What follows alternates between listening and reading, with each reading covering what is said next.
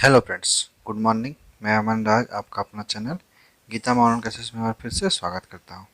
आज मैं आप लोगों के लिए class 7 subject science chapter number 15 जिसका नाम है लाइट एंड एसोसिएटेड फिनोमिना का वीडियो लेकर आया हूं। इसके पहले हम 2 क्लास कर चुके हैं। अगर वो नहीं देखे हैं तो आप लोग जाके इस प्लेलिस्ट में बना हुआ है वहाँ पर से देख सकते हैं, या फिर इस वीडियो के डिस्क्रिप्शन में लिंक पड़ा हुआ है वहाँ पर से भी जाके देख सकते हैं। ठीक है दोस्तों, तो चलिए हम लोग आज स्टार्ट करते हैं क्लास। और इसके पहले क्या क्या हम लोग पढ़े हैं वो जरा ओवरव्यू कर लेते हैं। तो इसके पहले हम लोग पढ़े हैं कि रेक्टिलिनियर प्रोपोगेशन ऑफ लाइट, मतलब लाइट का जो होता है कौन सा प्रोपोगेशन होता है, वो रेक्टिलिनियर प्रोपोगेशन होता है। रेक्टिलिनियर प्रोपोगेशन क्या होता है, इसमें जो होता है लाइट स्ट्रेट लाइन में ट्रेवल करता है। ठीक है, इसके लिए हम एक प्रूव एक्टिविटी भी किए थे, इसमें एक्सपेरिमेंट करके ये समझे थे कि लाइट स्ट्रेट लाइन में ट्रेवल करता है। ठीक है, उसके बाद फिर हम लोग पढ़े ये एक्टिविटी है। उसके बाद हम लोग पढ़े रिफ्लेक्शन ऑफ लाइट का। लाइट जो रिफ्लेक्शन होता है वो क्या होता है वो हम लोग पढ़े। रिफ्लेक्शन ऑफ लाइट क्या होता है, जो बाउंसिंग बैक लाइट होता है ना, किसी भी सरफेस पे जो पड़ता है लाइट, और जो फिर वापस जो आता है लाइट, उसी को बोलते हैं हम लोग रिफ्लेक्शन ऑफ लाइट। ठीक है, उसके बाद हम लोग पढ़े कि रिफ्लेक्शन ऑफ लाइट जो होता है किस बेसिस पे दो ये डिवाइड होता है। तो ये क्या कहते हैं आपका सरफेस पे किस तरह का वो है, मतलब सरफेस के बेसिस पे रिफ्लेक्शन ऑफ लाइट ये डिवाइड होता है, क्लासिफाइड होता है। तो कौन कौन सा होता है, एक रेगुलर और एक इरेगुलर होता है। तो रेगुलर में क्या होता है, अगर आपका सरफेस जो है रेगुलर है, स्मूथ है, प्लेन है, तो उसमें जो रिफ्लेक्शन होगा वो क्या होगा, पैरेलल होगा। ठीक है, और पूरा एकदम जैसे कि इंसिडेंट रे आपका बीम ऑफ लाइट जो पैरेलल आया तो रिफ्लेक्शन भी आपका बीम ऑफ लाइट पैरेलल ही जाएगा। ठीक है, और इरेगुलर में फिर हम लोग देखें क्या इसमें जो होता है सरफेस आपका इरेगुलर होता है, मतलब इरेगुलर शेप का सरफेस होता है। जैसे कि आपका किसी भी ऑब्जेक्ट, जैसे कि आप कह सकते हैं घर का वॉल वगैरह सब का जो होता है एक सरफेस इरेगुलर होता है। ठीक है ना, तो उसमें जो रिफ्लेक्शन होता है ना वो इरेगुलर होता है। मतलब आपका पैरेलल बीम ऑफ लाइट तो इंसिडेंट किया, लेकिन जो रिफ्लेक्टेड बीम होगा वो आपका पैरेलल नहीं जाएगा। आप लोगों को फिगर में भी दिख रहा होगा। उसके बाद फिर हम लोग देखें प्लेन मिरर। प्लेन मिरर क्या होता है वो हम लोग पढ़े। उसके बाद फिर उसमें लेटरल इमर्शन होता है। लेटरल इमर्शन क्या होता है, किसी भी आपका जो इमेज उसमें बनेगा वो उल्टा बनेगा। जैसे मान लीजिए आपका राइट साइड आपका इमेज में क्या दिखाई पड़ेगा मिरर में, लेफ्ट साइड, और लेफ्ट साइड आपका दिखेगा राइट साइड। ठीक है, इससे हम लोग एम्बुलेंस भी देखते होंगे, एम्बुलेंस आगे में लिखा हुआ रहता है उल्टा एम्बुलेंस एक। तो इसलिए होता है क्योंकि लेटरल इन्वर्सन, जो ड्राइवर आपको पीछे से आप एम्बुलेंस आते हुए देखे तो उसको क्लियर विजन है। ठीक है, उसके बाद हम लोग देखें कि प्लेन मिरर में कौन सा इमेज फॉर्मेशन होता है, तो वर्चुअल इमेज फॉर्मेशन होता है। और वर्चुअल इमेज क्या होता है, साथ में रियल इमेज भी क्या होता है वो भी हम लोग समझे। वर्चुअल इमेज वैसा इमेज होता है जिसको हम लोग स्क्रीन पे ऑब्टेन नहीं कर सकते, और रियल इमेज वैसा इमेज होता है जिसको हम लोग स्क्रीन पे ऑब्टेन कर सकते हैं। ठीक है दोस्तों, उसके बाद कुछ कैरेक्टरिस्टिक्स जो प्लेन मिरर का था उसको देखे, जो कि था इट इज अपराइट और erect but appears reverse right to left. इसमें मतलब क्या है, उसका जो इमेज बनेगा वो क्या होगा, अपराइट होगा और इरेक्ट होगा। ठीक है, सीधा होगा, but appears reverse right to left, मतलब और ये दिखाई कैसा पड़ेगा, रिवर्स दिखाई पड़ेगा। मतलब राइट टू लेफ्ट, राइट का जो लेफ्ट में दिखाएगा और लेफ्ट का राइट में दिखाएगा। ठीक है, उसके बाद क्या है, इट इज ऑलवेज वर्चुअल। ये प्लेन मिरर में जो इमेज बनेगा वो हमेशा क्या होगा, वर्चुअल होगा, मतलब उसको हम लोग स्क्रीन पे नहीं ऑब्टेन कर सकते हैं।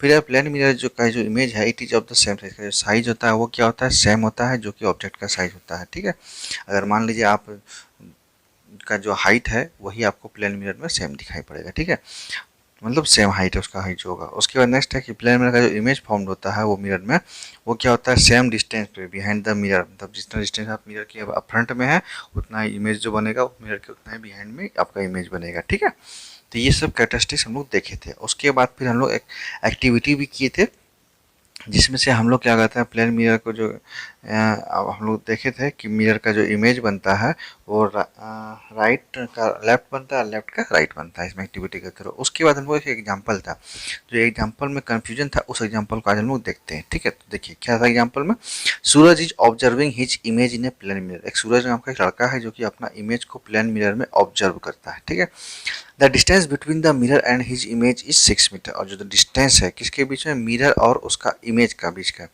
Distance between the mirror and his image is 6 metre. ठीक है, मिरर का जो डिस्टेंस है, मतलब कहने की बात है मिरर और उसका जो इमेज बना है उसके बीच का जो डिस्टेंस है वो कितना है, 6 मीटर है। और पिछले क्लास में हम लोग कन्फ्यूजन क्या था, हम लोग सोच रहे थे सूरज और इमेज के बीच का जो डिस्टेंस है। ठीक है, तो ये इसमें ऐसा कुछ नहीं बोल रहा है, कन्फ्यूजन वही था, कन्फ्यूजन को क्लियर हो गया। अभी इसमें क्वेश्चन में बोल रहा है कि जो डिस्टेंस है किसके किसके बीच में, मिरर एंड हिज इमेज, ठीक है, उसका इमेज का यानी कि सूरज के बीच का डिस्टेंस नहीं दिया है, मिरर और इमेज के बीच का डिस्टेंस दिया है। तो हम लोग जानते हैं कि मिरर और क्या करते हैं, इमेज का जो डिस्टेंस जितना होता है उतना ही मिरर से ऑब्जेक्ट का भी डिस्टेंस होता है। तो इस तरह से हम लोग बोल सकते हैं सूरज और मिरर के बीच में भी कितना डिस्टेंस होगा, तो वो भी 6 मीटर होगा। ठीक है, उसके बाद if he moves 2 metre towards the mirror, और अगर बोला रहा है कि सूरज अगर 2 मीटर मिरर की तरफ आगे बढ़ता है, then what will be the distance between Suraj and his image, तो उसका डिस्टेंस क्या होगा सूरज और उसके इमेज के बीच का। ठीक है, तो यही निकालना है दोस्तों। ठीक है, तो इसका सॉल्यूशन देखिए, सबसे पहले हम लोग समझते हैं। हम लोग अभी जैसे कि पढ़े प्लेन मिरर में क्या होता है, जितना आप इन फ्रंट में जितना डिस्टेंस में खड़े रहेंगे उतने ही मिरर के पीछे बिहाइंड आपका इमेज बनेगा। तो इसमें भी बोल रहा है ना कि मिरर के पीछे जो इमेज बना है उसका डिस्टेंस आपका दिया है 6 मीटर। तो मिरर से आपका डिस्टेंस कितना होगा, तो आपको बताएं सेम डिस्टेंस रहता है तो आपका भी 6 मीटर डिस्टेंस हो जाएगा। उसके बाद बोल रहा है अगर आप मिरर की तरफ आगे 2 मीटर बढ़ेंगे तब आपका डिस्टेंस क्या रह जाएगा, तो 6 मीटर में क्या होगा 2 मीटर घट जाएगा, तो आपका डिस्टेंस तो 4 मीटर रह जाएगा। और अगर आपका 4 मीटर डिस्टेंस रहेगा तो फिर मिरर से इमेज का डिस्टेंस कितना हो जाएगा, तो वो भी 4 मीटर हो जाएगा, क्योंकि आप पढ़े तो वो भी इमेज आपका भी डिस्टेंस कम होगा। अब फिर बोला जा रहा है कि क्वेश्चन में कि आपको निकालना क्या, सूरज और सूरज के इमेज के बीच का डिस्टेंस। ठीक है, तो अब बताइए सूरज से लेकर मिरर का डिस्टेंस 4 मीटर और फिर मिरर से लेकर इमेज का डिस्टेंस है 4 मीटर, तो सूरज और इमेज के बीच का डिस्टेंस क्या हो जाएगा 4 + 4 तो 8 मीटर हो जाएगा। तो यही आंसर इसका होगा। और हम लोग पिछले क्लास में कन्फ्यूजन यही था कि डिस्टेंस बिटवीन सूरज और इमेज के बीच में समझ लिए थे। ठीक है दोस्तों, चलिए इसका सॉल्यूशन देखते हैं। सॉल्यूशन है initially the distance between the mirror and his image is 6 metre. Initially शुरुआत में जो डिस्टेंस है किसका, मिरर और उसके इमेज के बीच का, वो कितना है 6 मीटर है। The distance of Suraj from the plane mirror is equal to the distance of his image from the plane mirror. अब देखिए जो डिस्टेंस है किसका, सूरज का प्लेन मिरर से इज इक्वल टू डिस्टेंस क्या होता है, इमेज से उसका प्लेन मिरर का। ठीक है, वही आपको जो बता चुके हैं।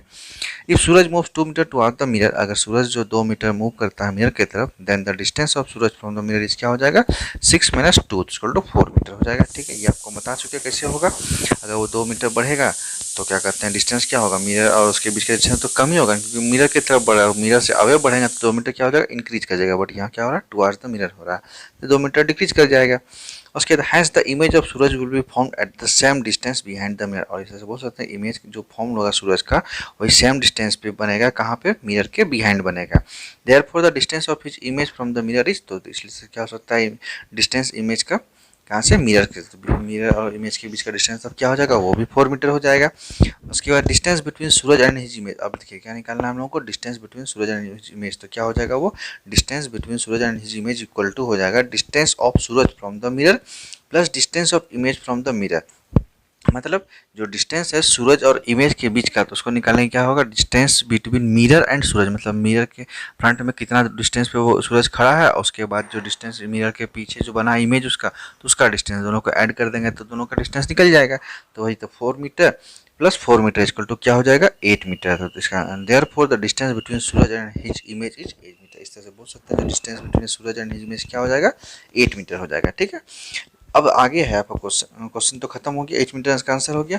अब आगे है, चलिए let us know about some important terms related to reflection. अब जो रिफ्लेक्शन हम लोग पढ़े तो रिफ्लेक्शन में कुछ इंपॉर्टेंट टर्म्स होता है, तो उसके बारे में भी हम लोग अब पढ़ते हैं। तो देखिए सबसे पहला है रिफ्लेक्टिंग सरफेस। रिफ्लेक्टिंग सरफेस क्या होता है, the side of the mirror that reflects light and forms image is called reflecting surface.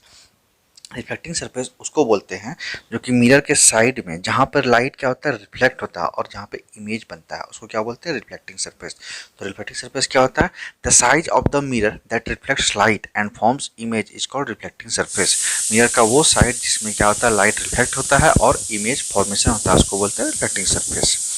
The other side of the mirror is called non reflecting surface, और जो दूसरा साइड होता है mirror का उसको क्या बोलते हैं नॉन रिफ्लेक्टिंग सरफेस। अब देखिए तो कहाँ बुक इस बात समझ गए, लेकिन अब रियलिटी समझिए। जैसे कि आप मान लीजिए प्लेन आपके पास मिरर है जिसमें आप लोग क्या करते हैं अपना फेस देखते हैं, तो जिस साइड में आप फेस देखते हैं ना उस साइड को हम लोग क्या बोलते हैं रिफ्लेक्टिंग सरफेस, और जिस साइड में आपका फेस नहीं दिखाई पड़ता उसको बोलते हैं नॉन रिफ्लेक्टिंग सरफेस। ठीक है दोस्तों,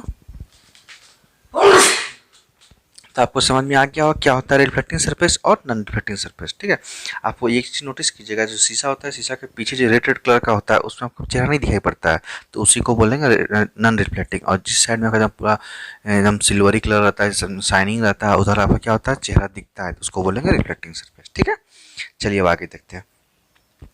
आगे है इंसिडेंट रे। तो इंसिडेंट रे क्या होता है? The ray of light that falls on the surface of the reflecting material और mirror is the incident ray.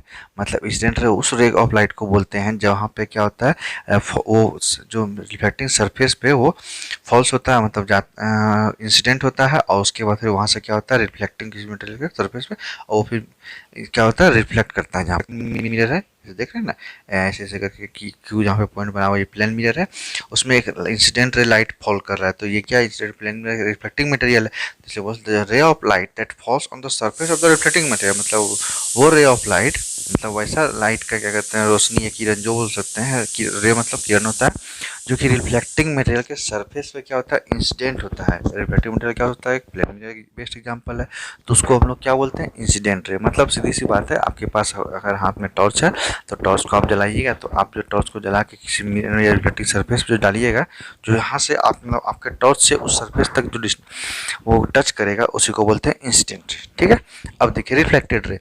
The ray of light that is sent back from the surface of the reflecting surface is the reflected रे। अब देखिए reflected ray वो रे of light होता है जो कि किसी भी रिफ्लेक्टिंग सरफेस पे जो इंसिडेंट होने के बाद जो रिटर्न मतलब बाउंस बैक या सेंट बैक होगा, तो उसको बोलते हैं रिफ्लेक्टिंग रे। ठीक है, जैसे कि आप मान लीजिए मिरर में आप टॉर्च मारे तो उधर से फिर वापस भी तो रोशनी आएगा रिफ्लेक्शन लाइट का, तो जो रिफ्लेक्शन वापस जो आया उसी को बोलते हैं रिफ्लेक्टेड रे। और यहाँ पर फिगर में भी आप देख सकते हैं कि इंसिडेंट रे आपका ये फॉल्स किया क्यू पे, क्यू से फिर वापस देखिए रिटर्निंग आ रहा है वो आर पे, जो कि रिफ्लेक्टेड रे है। ठीक है, अब देखिए क्या है point of incidence. Point of incidence समझते हैं।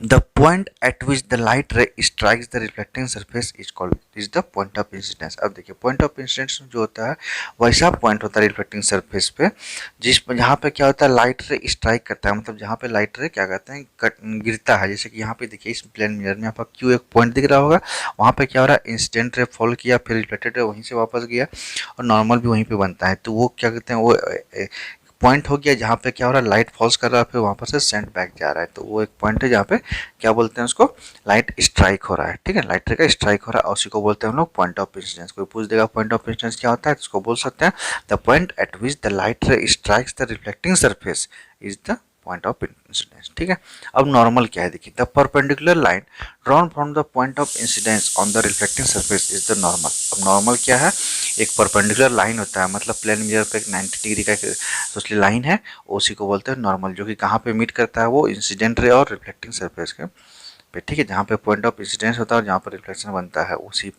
उसी पॉइंट पे वो भी लाई करता है। ठीक है, नॉर्मल, जैसे कि यहाँ पे आप नॉर्मल लाइन देख सकते हैं, क्यू पॉइंट पे नॉर्मल, इंसिडेंट और रिफ्लेक्टेड रे, ये तीनों कहाँ पे रहेगा, एक रिफ्लेक्ट पॉइंट ऑफ इंसिडेंस पे ही मीट करेगा। ठीक है, मतलब वहीं पर वो आएगा।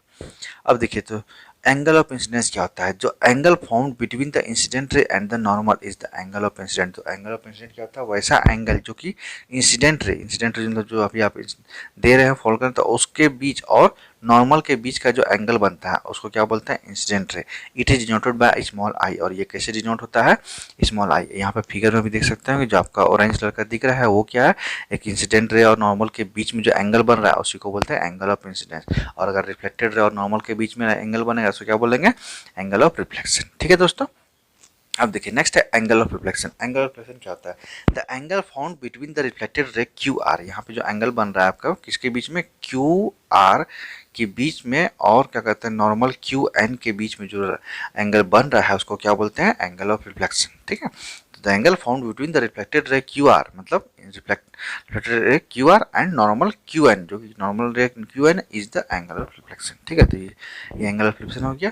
It is denoted by angle R. ये इसको कैसे डिनोट करते हैं, स्मॉल आर से डिनोट करते हैं, और इंसिडेंट को कैसे करते हैं, स्मॉल आई से डिनोट करते हैं। ठीक है, अब देखिए तो ये इंपॉर्टेंट पॉइंट था जो कि हम लोग समझ लिए। क्या क्या इंपॉर्टेंट पॉइंट था, इंसिडेंट रे, रिफ्लेक्टेड रे, और फिर पॉइंट ऑफ इंसिडेंस, और फिर क्या कहते हैं reflecting surface, normal, non reflecting surface, angle of incidence और एंगल ऑफ रिफ्लेक्शन। ये सब कुछ इंपॉर्टेंट पॉइंट था प्लेन मिरर का, हम लोग समझ लिए। अब आगे है लॉज ऑफ रिफ्लेक्शन। तो लॉज ऑफ रिफ्लेक्शन क्या है, there are two laws of reflection. Laws of reflection जो है दो है, क्या क्या है, तो पहला लॉ है the incident ray, the reflected ray and the normal at the point of incidence all lie on the same plane. मतलब इसमें बोला जा रहा है कि जो इंसिडेंट रे होगा, जो रिफ्लेक्टेड रे होगा और जो नॉर्मल होगा, वो सारा कहाँ पे लाई करेगा, at the same point of incidence. ठीक है, एक ही पॉइंट पे तीनों लाई करेगा, जैसे कि आप फिगर में भी यहाँ पे देख सकते हैं। देखिए जो इंसिडेंट रे है वो कहाँ पे जा रहा है, क्यू पे टच हो रहा है। उसके रिफ्लेक्टेड रे कहाँ से वापस आ रहा है, क्यू से ही वापस आ रहा है। और नॉर्मल भी कहाँ पे टच हो रहा है, वो भी क्यू पॉइंट पे ही टच कर रहा है। तो क्यू क्या है, पॉइंट ऑफ इंसिडेंस है, ठीक है। तो यहाँ पे एक बोल रहा है जो the incident ray, the reflected ray and the normal at the point of incidence all lie on the same plane. मतलब इंसिडेंट रे और रिफ्लेक्टेड रे और साथ में नॉर्मल रे, जो कि नॉर्मल एक तरह से इमेजनरी लाइन होता है, ठीक है। वो डिवाइड करता है इंसिडेंट रे और रिफ्लेक्टेड रे के बीच में, जिसकी एंगल बनाने के लिए हेल्प करता है कि एंगल ऑफ इंसिडेंस और एंगल ऑफ रिफ्लेक्शन बनता है उससे, ठीक है। तो वो कहाँ पे लाई करता है, सेम प्लेन मिरर के पॉइंट ऑफ इंसिडेंस पे लाई करता है, ठीक है। अब आगे है law, the angle of incidence is always equal to the angle of reflection, that is angle small I equal to small R angle, ठीक है। मतलब जो एंगल ऑफ इंसिडेंस है स्मॉल आई जिसको डिनोट करते हैं, और एंगल ऑफ रिफ्लेक्शन जो है स्मॉल आर जिसको डिनोट करते हैं, वो क्या होगा, हमेशा इक्वल होगा। यहाँ फिगर में भी देख सकते हैं, ये जो एंगल ऑफ इंसिडेंट है वो जितना, अगर मान लीजिए एंगल ऑफ इंसिडेंस आपका 30 डिग्री दिया है तो एंगल ऑफ रिफ्लेक्शन भी क्या होगा, वो भी 30 डिग्री होगा, ठीक है। तो ये एक लॉ होता है, दो ठो लॉ, किसका, लॉज ऑफ रिफ्लेक्शन जिसको बोलते हैं। पहला लॉ में क्या होता है, एंगल ये इंसिडेंट रे, नॉर्मल रे और reflected ray all lie in the same point of incidence, ठीक है। जिसको पॉइंट ये होता है कि तीनों रे जो होता है कहाँ पे मीट करेगा, same point of incidence of the plane में लाई करेगा। और दूसरा लॉ होता है कि रिफ्लेक्टेड एंगल, मतलब एंगल ऑफ इंसिडेंस और एंगल ऑफ रिफ्लेक्शन, ये दोनों क्या होगा, इक्वल होगा, that is angle I equal to angle R. तो ये आपका लॉस था दो ठो, ये इंपॉर्टेंट है, आप लोग इसको याद रखिएगा दोस्तों, ठीक है। चलिए अब आगे है रन थ्रो। रन थ्रो में हम लोग मतलब क्या क्या पढ़ चुके हैं उसका एक रिवीजन है। देखिए, light always travel in straight line, light जो हमेशा स्ट्रेट लाइन में ट्रेवल करता है, and this is termed as rectilinear propagation of light, इसलिए इसको हम लोग क्या बोलते हैं, रेक्टिलिनियर प्रोपगेशन ऑफ लाइट होता है, ठीक है। लाइट किस में ट्रेवल करता है, स्ट्रेट लाइन में। अगर कोई पूछ दिया आपको कि लाइट किस में ट्रेवल करता है, तो स्ट्रेट लाइन में, ठीक है। उसके बाद इसलिए इसको क्या बोलते हैं, रेक्टिलिनियर प्रोपगेशन ऑफ लाइट बोलते हैं। अब नेक्स्ट है, when a beam of light falls on a smooth and shiny surface it is reflected. अब कोई बीम ऑफ लाइट जो है फॉल्स करेगा किसी भी स्मूथ और शाइनी सरफेस पर, वो क्या होगा, इट इज रिफ्लेक्टेड, ठीक है। उसके क्या, reflection that takes place from a regular and a smooth surface is known as regular reflection. अब रिफ्लेक्शन अगर आपका रेगुलर और स्मूथ सरफेस पे होगा तो उसको क्या बोलेंगे, रेगुलर रिफ्लेक्शन बोलेंगे। और reflection that takes place from A rough and dull surface is known as irregular और डिफ्यूज रिफ्लेक्शन। अगर रिफ्लेक्शन आपका रफ और डल सरफेस पे होगा तो उसको क्या बोलेंगे, इरेगुलर रिफ्लेक्शन या फिर डिफ्यूज रिफ्लेक्शन। क्यों, क्योंकि इसमें जो रे ऑफ लाइट होता है वो डिफ्यूज हो जाता है, मतलब इधर उधर रैंडमली रिफ्लेक्ट होता है। लेकिन रेगुलर सरफेस में क्या होता है, पैरेलल बीम ऑफ लाइट है तो पैरेलल बीम ऑफ में ही रिफ्लेक्ट करेगा, ठीक है। अब आगे नेक्स्ट है, a plane mirror form same size and laterally inverted image. अब प्लेन मिरर क्या होता है, सेम साइज का इमेज फॉर्म करता है और साथ में लेटरली इन्वर्टेड मतलब उल्टा इमेज और रिवर्स साइड में फॉर्म करता है, मतलब राइट साइड का लेफ्ट दिखेगा, लेफ्ट साइड का राइट दिखेगा, ठीक है। तो ये प्लेन मिरर का इमेज का ये फॉर्मेशन है। चलिए अब आगे देखते हैं। आगे है आपका ट्रैक योर प्रोग्रेस। तो ट्रैक योर प्रोग्रेस मतलब आपको क्या क्या पढ़ा, क्या क्या समझे, उसके बारे में ये पूछ रहा है, ठीक है। तो फिर इन द ब्लैंक्स है, तो आप लोग इसमें बताइए क्या होगा। पहला है question, reflection from A smooth surface is called dash reflection. अब जो रिफ्लेक्शन होता है स्मूथ सरफेस पे तो उसको कौन सा रिफ्लेक्शन बोलते हैं, तो इसका आंसर आप लोग बताइए क्या होगा दोस्तों। उसके बाद है, आप लोग कमेंट में बताइएगा, ठीक है, नहीं तो नेक्स्ट क्लास में हम इसका आंसर जरूर करेंगे। तो फिर नेक्स्ट क्लास में हम इसका आंसर आपको डिटेल में बता देंगे अच्छे से। और अभी आप लोग क्वेश्चन का आंसर ABCDE करके आप इसका कमेंट में जरूर आंसर कीजिएगा। तो आप लोगों से इतना रिक्वेस्ट करते हैं कि हम जो पढ़ा रहे हैं आपको समझ में आ रहा है कि नहीं, तो उस चीज़ का हम जरूर आप लोग टेस्ट लेना चाहेंगे, आप लोग इसका आंसर कर दीजिए और हम समझ जाएंगे हाँ आप लोग को समझ में आ रहा है, ठीक है। नहीं तो नेक्स्ट क्लास में इसका आंसर हम जरूर करेंगे। तो पहला क्वेश्चन आपका, reflection from A smooth surface is called dice reflection, ठीक है। नेक्स्ट है, लाइट ऑलवेज ट्रेवल इन ए डैश। तो लाइट जो होता है ऑलवेज कैसे ट्रेवल करता है वो भी आपको बताना है। Image formed in a plane mirror is dash inverted. Image जो फॉर्म होता है प्लेन मिरर में डैश इन्वर्टेड होता है। उसके dash is the perpendicular line drawn from at the point of incidence. कौन सा परपेंडिकुलर लाइन जो होता है ड्रॉन करता है कहाँ पे, पॉइंट ऑफ इंसिडेंस पे।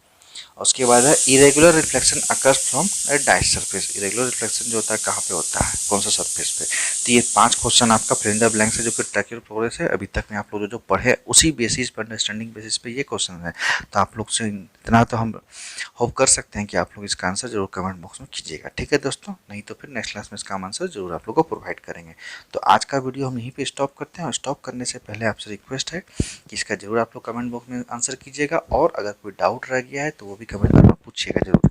और हाँ, आप लोग अगर यहाँ तक पहुँच गए हैं देखते देखते वीडियो, तो इसका मतलब यही है कि आपको ये वीडियो अच्छा लग रहा है, और अच्छा लग रहा है तो लाइक करने में कोई कंजूसी नहीं दोस्तों। लाइक कीजिए, दोस्तों में शेयर कीजिए, और कमेंट करके अगर कोई डाउट है तो वो भी पूछिए, और नहीं तो अपना फीडबैक जरूर दीजिए कि हाँ सर ऐसा क्लास अच्छा लगा या फिर कुछ और इम्प्रूवमेंट चाहिए तो वही बता सकते हैं। और साथ में आपसे रिक्वेस्ट है, अगर आप हमारे चैनल में नए हैं तो चैनल को सब्सक्राइब कर ले और साथ नोटिफिकेशन बेल ऑन कर ले। और हाँ, ज़रूर लाइक कीजिएगा, वीडियो अच्छा लगता है। और आप लोगों से ये भी बोलना है कि आप लोग सिर्फ देख लेते हैं, जैसे कि आप लोग देख सकते हैं कि कितने परसेंट, आधा से ज़्यादा आदमी ऐसे हैं कि जो सिर्फ देख लेते हैं और सब्सक्राइब नहीं करते। तो ऐसा मत कीजिए, थोड़ा सा टीचर को भी सपोर्ट कीजिए। सब्सक्राइब करने में कोई कॉस्ट नहीं लगता है। तो आप लोग देख सकते हैं कि आपको जो स्क्रीनशॉट में लग रहा दिख रहा होगा कि ये आधा से ज़्यादा आदमी क्या हो रहा है, देख लेते हैं और सब्सक्राइब नहीं करते। तो इसलिए आप लोग से हम्बल रिक्वेस्ट है कि आप लोग सब्सक्राइब जरूर करिए चैनल को और साथ में नोटिफिकेशन बेल ऑन कर लें। ठीक है दोस्तों, तो फिर मिलते हैं, तब तक पढ़ाई कीजिए और इसका कमेंट में आंसर जरूर कीजिएगा। तो फिर मिलते हैं, थैंक यू।